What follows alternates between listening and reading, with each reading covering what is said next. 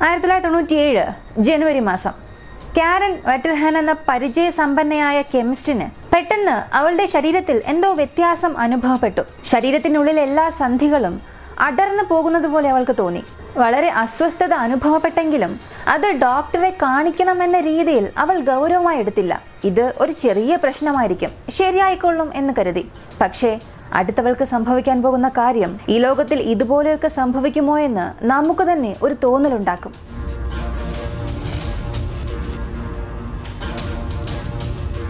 ഒരു chemical reaction കാരണം ഇത്രയൊക്കെ സംഭവിക്കുമോ എന്ന് നമ്മളെ തന്നെ അമ്പരിപ്പിക്കും.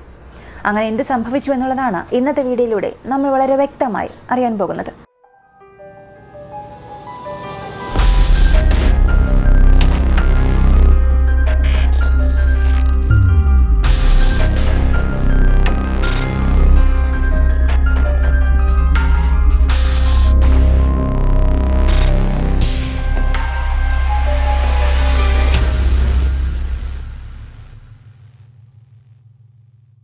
കാരന് ശരീരത്തിൽ അനുഭവപ്പെട്ട മാറ്റം ചെറുതായിരിക്കാം.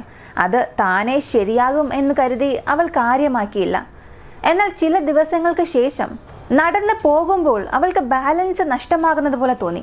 ഒരു തവണ അവൾ ജോലി ചെയ്യുന്ന യൂണിവേഴ്സിറ്റിയുടെ ഇടനാഴിയിലൂടെ നടക്കുമ്പോൾ നടക്കാനാകാതെ പെട്ടെന്ന് താഴെ വീഴുന്നു. അതിനുശേഷം എഴുന്നേൽക്കാൻ പോലും കഴിയാതെ തൊട്ടടുത്തുണ്ടായിരുന്ന ചുമരിന്റെ സഹായത്തോടു കൂടിയായിരുന്നു എഴുന്നേറ്റത്. എന്നാൽ അപ്പോൾ പോലും അതവൾ കാര്യമാക്കിയില്ല. തനിക്ക് നല്ല ക്ഷീണമുള്ളത് കൊണ്ടായിരിക്കാം ഇങ്ങനെ സംഭവിച്ചത്. ഇനി ശരിക്ക് ഉറങ്ങണം എന്ന് കരുതി. പക്ഷെ അതിനുശേഷം അവളുടെ ശരീരത്തിൽ ഒരുപാട് പ്രശ്നങ്ങൾ തുടർന്ന് വന്നുകൊണ്ടേയിരുന്നു. അവളുടെ സംസാരം വളരെ പതുക്കെയായി. ചെവിയിൽ എന്തോ ശബ്ദം കേൾക്കാൻ തുടങ്ങി.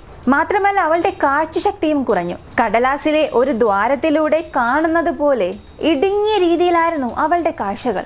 ഉടൻ തന്നെ കാരന്റെ ഭർത്താവ് അവളെ ആശുപത്രിയിലേക്ക് കൊണ്ടുപോയി. അവിടെ ബ്രെയിൻ സ്കാൻ, ബോഡി സ്കാൻ, അവൾക്കുള്ളിൽ എന്താണ് സംഭവിക്കുന്നത് എന്നറിയാൻ ഡോക്ടർ ഒരുപാട് ടെസ്റ്റുകൾ നടത്തി. കാരണം അവൾക്ക് എന്ത് സംഭവിക്കുന്നു എന്ന് പോലും തുടക്കത്തിൽ ഏതൊരു ഡോക്ടറിനും മനസ്സിലായില്ല. അവസാനം കാരൻ ടെസ്റ്റുകളെല്ലാം കഴിഞ്ഞ് ആശുപത്രിയിലെ ബെഡിൽ ഉറങ്ങുകയായിരുന്നു. അവളുടെ ഭർത്താവ് അവൾക്കടുത്തായി കസേരയിൽ ഇരിക്കുന്നു. ഈ സമയം എല്ലാ ടെസ്റ്റിന്റെ റിസൾട്ടും വരുന്നു. ഡോക്ടർ അതും എടുത്തുകൊണ്ട് വരുന്നു. ഒരുപാട് ആശയക്കുഴപ്പത്തോടു കൂടി ഡോക്ടർ ആ മുറിയിലേക്ക് കയറി. കട്ടിൽ കിടക്കുന്ന കാരനെ നോക്കി. അതേസമയം റിപ്പോർട്ടിനെയും നോക്കി. വീണ്ടും കാരനെ നോക്കുന്നു. കുനിഞ്ഞ് റിപ്പോർട്ട് നോക്കുന്നു. കാരണം ഡോക്ടർ ഇപ്പൊ പറയാൻ പോകുന്ന ആ ഒരു കാര്യം എങ്ങനെ സംഭവിച്ചിരിക്കാമെന്ന് ഡോക്ടർക്ക് പോലും അറിയില്ല. ആ ആശയക്കുഴപ്പത്തിലായിരുന്നു ഡോക്ടറും ഉണ്ടായിരുന്നത്. ഉടനെ കാരന്റെ ഭർത്താവിനെ നോക്കി, നിങ്ങളുടെ ഭാര്യയ്ക്ക് ശത്രുക്കൾ ആരെങ്കിലും ഉണ്ടോ എന്ന് ചോദിച്ചു. ഡോക്ടർ അങ്ങനെ ചോദിച്ചതിന് കാരണം കാരന്റെ ശരീരത്തിൽ വലിയ അളവിൽ മെർക്കുറി കണ്ടെത്തി. മെർക്കുറി ഒരു ലോഹമൂലകമാണ്. മനുഷ്യർക്ക് ഇത് വളരെ അപകടകരമാണ്. ഇത് ഏതു രൂപത്തിലായാലും വിഷം തന്നെയാണ്.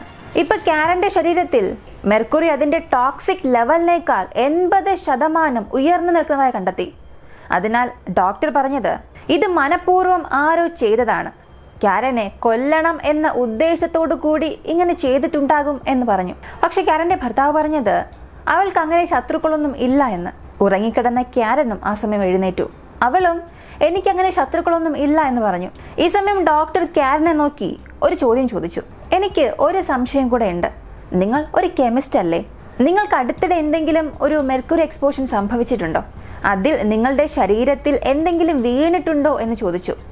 കാരനും അതെ എന്ന് പറഞ്ഞു. വാസ്തവത്തിൽ ആശുപത്രിയിൽ എത്തുന്നതിന് മുൻപ് ഒരു 6 മാസങ്ങൾക്ക് മുൻപാണ് ഇത് സംഭവിച്ചത്. യഥാർത്ഥത്തിൽ മനുഷ്യരിൽ ലോഹങ്ങളുടെ സ്വാധീനം എങ്ങനെയുണ്ടാകുമെന്ന് അന്വേഷിച്ച് കണ്ടെത്തുന്നതിന് $7 ദശലക്ഷം ഒരു പ്രോജക്റ്റ് നടക്കുന്നുണ്ടായിരുന്നു. കാരനായിരുന്നു ആ പ്രോജക്റ്റിന്റെ ഹെഡ്. ആ പദ്ധതിയിൽ മെർക്കുറി ഉണ്ടായിരുന്നു. എന്നാൽ കാരൻ ഡോക്ടറോട് പറഞ്ഞത്, അപകടകരമായ ലോഹങ്ങൾ ഉപയോഗിച്ച് ജോലി ചെയ്യുമ്പോൾ ഞാൻ ജാഗ്രതയും സുരക്ഷിതയുമായിരിക്കും. പ്രത്യേകിച്ച് മെർക്കുറി കൈകാര്യം ചെയ്യുമ്പോൾ ഞാൻ വളരെ ശ്രദ്ധാലുവായിരിക്കും. അത് എത്ര അപകടകരമാണെന്ന് എനിക്കും അറിയാം. കൂടാതെ അവൾ പറഞ്ഞത്, ഞാൻ അത് കൈകാര്യം ചെയ്യുന്നതിന് മുൻപ് എപ്പോഴും സുരക്ഷാ വസ്ത്രം ധരിക്കും. ഇത് കേട്ട ഡോക്ടറും പിന്നെ ഇതെങ്ങനെ സംഭവിച്ചിട്ടുണ്ടാകും എന്ന് ചിന്തിക്കാൻ തുടങ്ങി.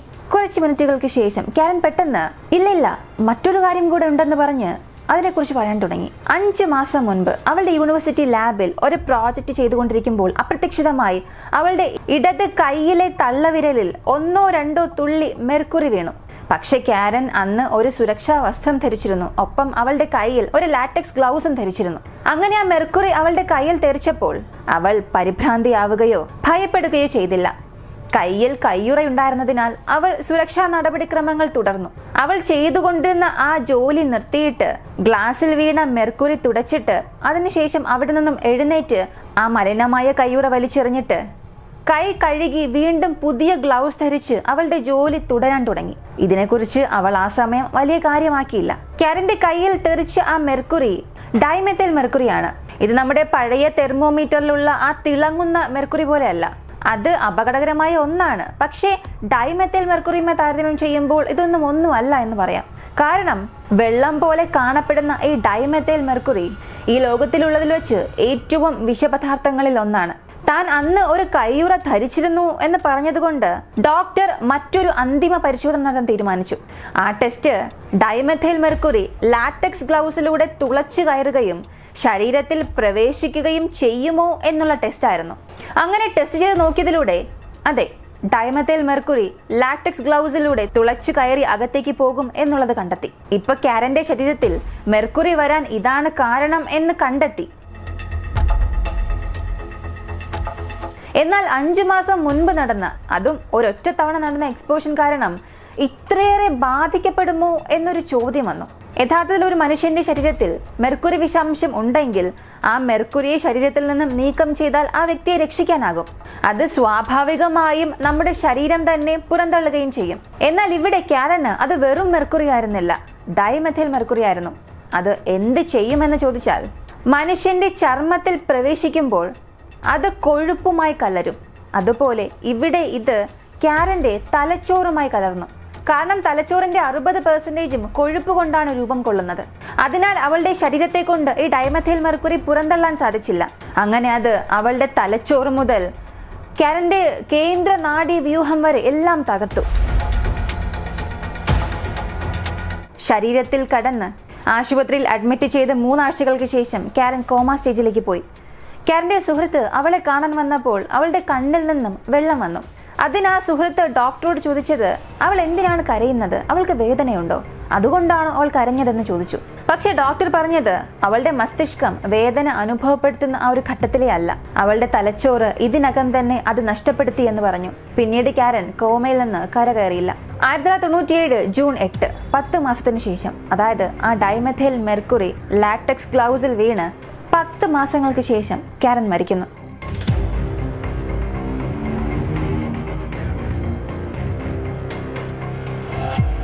ഈ ലോകത്ത് നമ്മളെ ഒരുപാട് അമ്പരപ്പിക്കുന്ന ശാസ്ത്രീയ സംഭവങ്ങൾ ധാരാളം നടക്കുന്നുണ്ട്. നിങ്ങൾ ഈ ഒരു സംഭവത്തെക്കുറിച്ച് എന്താണ് ചിന്തിക്കുന്നത്? നിങ്ങളുടെ അഭിപ്രായങ്ങൾ കമന്റിൽ പറയുക. വീഡിയോ ഇഷ്ടമായാൽ ലൈക്ക് ചെയ്യുക, ഷെയർ ചെയ്യുക. നിങ്ങൾ ഈ ചാനൽ ആദ്യമായാണ് കാണുന്നത്, ഇഷ്ടപ്പെട്ടു എന്നുണ്ടെങ്കിൽ മറക്കാതെ സബ്സ്ക്രൈബ് ചെയ്ത് സപ്പോർട്ടും ചെയ്യുക. മറ്റൊരു വീഡിയോയുമായി വീണ്ടും കാണാം.